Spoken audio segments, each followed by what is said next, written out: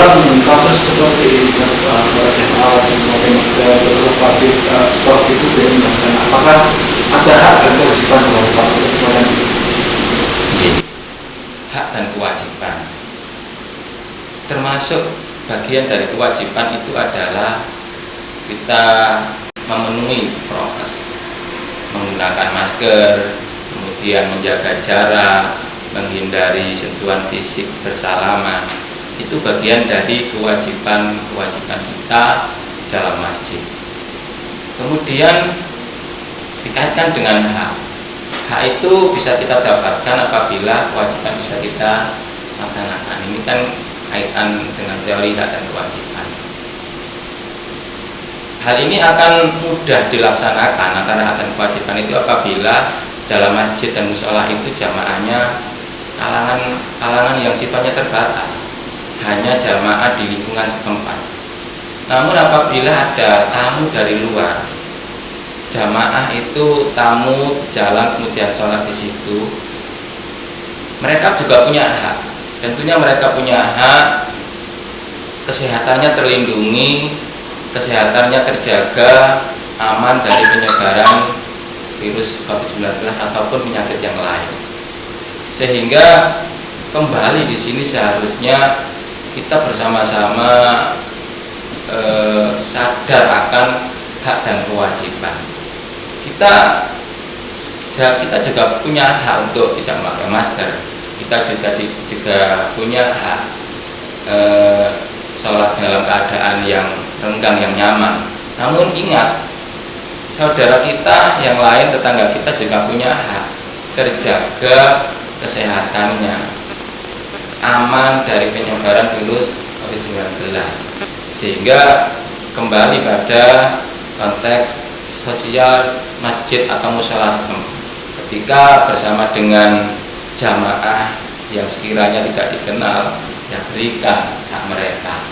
Artinya jaga jarak harus tetap dilaksanakan. Kemudian hindari bersalaman, karena bisa jadi ya seperti misalkan saya tamu di masjid Mas Iwan, ya saya juga bingung mau salaman nanti khawatir ditolak, ya ketika tidak salaman nanti khawatir dikira kok seperti orang tidak dikenal, padahal kita itu sama-sama orang muslim, kan begitu ya.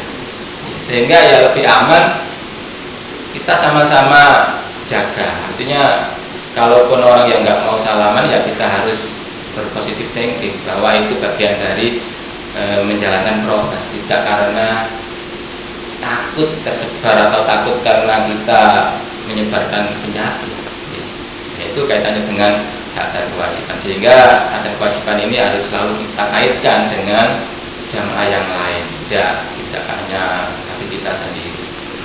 Terus bagaimana cara merespon atau setidaknya menasihati para jamaah atau para jamaah ini yang tidak mau masuk protokol ini?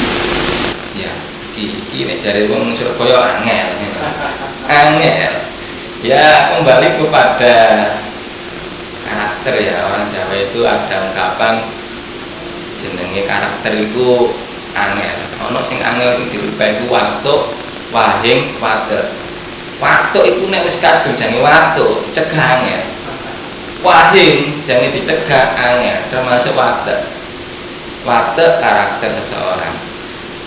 Sehingga di sini perlu sejak dini itu pada anak-anak kita khususnya ya kita bangun kedisiplinan. Kemudian kita juga harus membiasakan diri dengan kedisiplinan. Kalau di tempat kerja kita bisa disiplin, di tempat sholat kita bisa disiplin, di rumah kita bisa disiplin. Sehingga aturan yang sudah dibuat oleh masjid, tata tertib yang sudah dibuat oleh masjid, protokol kesehatan itu sudah ditempel oleh pihak masjid. Namun nyatanya diabaikan hal seperti ini, sehingga akan menjadi pertanyaan yang angel juga dijawab. Oh, caranya untuk menegur jamaah seperti itu.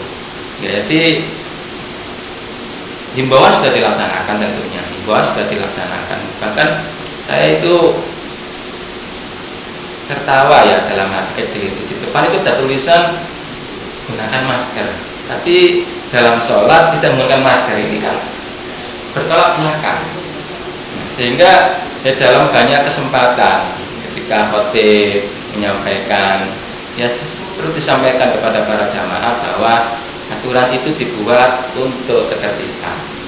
Aturan prokes itu dibuat untuk menjaga kesehatan bersama. Sehingga kita tidak boleh bosan-bosan mengingatkan para jamaah. Ya kan, kita juga dihadapkan pada pakai orang Jawa itu sungkanan. Kadang saya dengan teman, ketika dengan saudara di jamaah, kita mengingatkan masker digawe ya, kadang kita sungkan. Kita ingatkan masker digawe kok Pak, bayang ngurati maskeran barangnya. Kita juga dihadapkan pada hal seperti itu. Sehingga pertanyaan Mas Iwan tadi, gimana ya cara mengingatkan orang-orang yang abai dalam tata tertib seperti ini? Memang memang angel. Nyatanya sampai pada PPKM Darurat kemarin ya, kita masih banyak menjumpai itu jamaah yang ketika dalam masjid, dalam mushola melaksanakan sholat berjamaah itu mengabaikan prokes ini. Sehingga lalu bagaimana yang harus kita lakukan? Ya kita terus ajak untuk melakukan kebaikan, selalu kita ingatkan untuk melaksanakan prokes. Paling tidak kita tetap dapat pahala mengajak pada kebaikan. Kalaupun jamaah tidak mau melakukan itu, ya sudah terserah. Jadi yang penting kita sudah melakukan sebuah kewajiban amar ma'ruf nahi munkar, mengajak pada kebaikan. Apakah dilarang untuk masuk masjid kalau nggak masker? Ini unik. Saya sempat pernah dengar cerita di masjid tetangga saya itu, ada jamaah ketika ditegur seperti itu terjadi percekcokan, bahwa dikatakan bahwa saya ini orang sehat, saya ini bukan orang sakit, sehingga terjadi percekcokan yang ya tidak begitu gempar, cuma ya ironis juga ya. Sehingga apa perlu kita membuat aturan orang yang tidak menggunakan masker itu tidak boleh masuk masjid?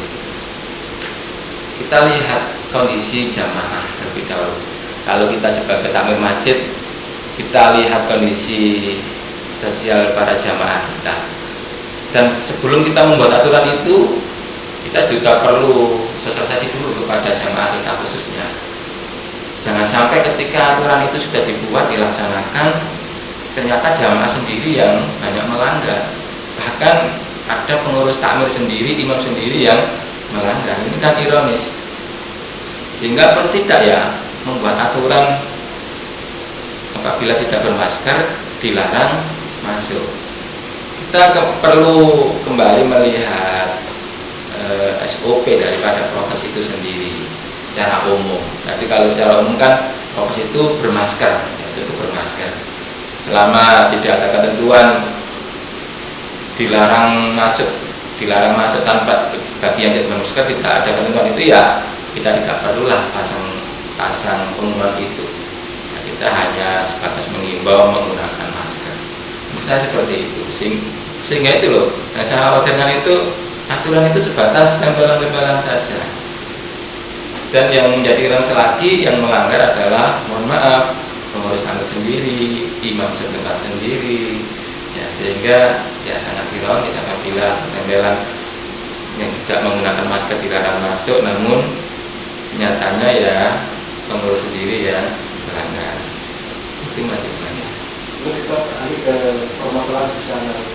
Ini sebenarnya bagaimana sih penggunaan busana yang elok di saat sholat jamaah? Karena memang saya sering menjumpai ya orang sholat itu pakai kaos di belakang, sebenarnya terus ada tulisan itu gusti keluar ikhlas. Akhirnya kan kalau sholat itu kan jadi tidak fokus tapi.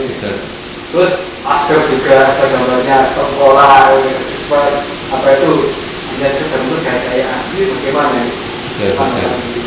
Ya,